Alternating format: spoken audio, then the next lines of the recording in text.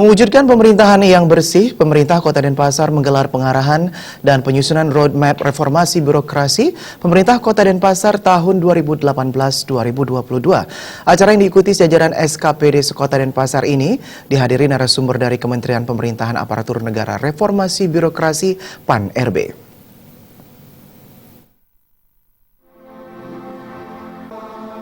Roadmap merupakan rencana kerja rinci dan berkelanjutan yang menggambarkan pelaksanaan reformasi birokrasi dalam kurun waktu 5 tahun, sekaligus sebagai alat bantu bagi pemerintah daerah untuk mencapai tujuan penyelesaian kegiatan-kegiatan dalam penyelenggaraan reformasi birokrasi. Menurut Kepala Bagian Organisasi Setda Kota Denpasar, Desak Nyoman Widiasi, pengarahan dan penyusunan roadmap reformasi birokrasi ini bertujuan untuk meningkatkan pemahaman tentang penyusunan roadmap reformasi birokrasi kepada peserta dari PD unit yang nantinya dapat dijadikan pedoman dalam penyusunan rencana aksi sesuai dengan tugas pokok dan fungsinya.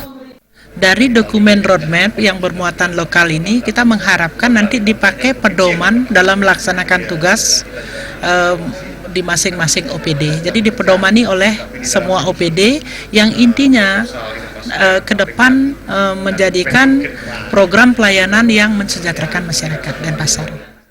Sementara itu, dalam sambutan Wali Kota Denpasar yang dibacakan oleh Asisten Administrasi Umum Setda Kota Denpasar, Edi Mulya, pemerintah Kota Denpasar sangat menyambut baik dilaksanakannya pengarahan dan penyusunan roadmap reformasi birokrasi pemerintah Kota Denpasar tahun 2016-2022 ini. Pihaknya berharap para peserta agar mengikuti dengan sungguh-sungguh dan memanfaatkan sebaik-baiknya kesempatan ini untuk menambah pengetahuan dan pemahaman terkait materi yang disampaikan dalam penyusunan roadmap reformasi birokrasi pemerintah Kota Denpasar sesuai dengan tugas pokok dan fungsi PD unit.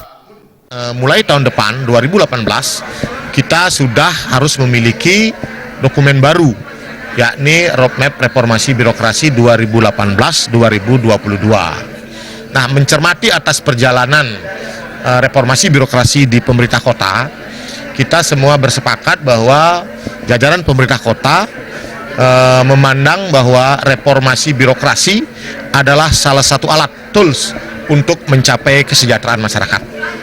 Kenapa demikian? Ketika reformasi birokrasi kita lakukan, maka semua OPD akan bergerak dengan cepat untuk menyajikan layanan yang terbaik bagi masyarakat Denpasar, masyarakat Bali, bahkan masyarakat Nusantara.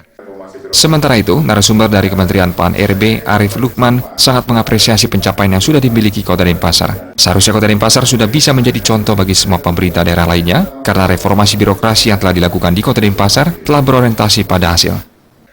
Ini seharusnya bisa jadi contoh untuk semua pemerintah daerah, karena reformasi birokrasi yang sudah dilakukan di sini itu memang sudah berorientasi pada hasil, seperti cita-cita dari reformasi birokrasi sendiri.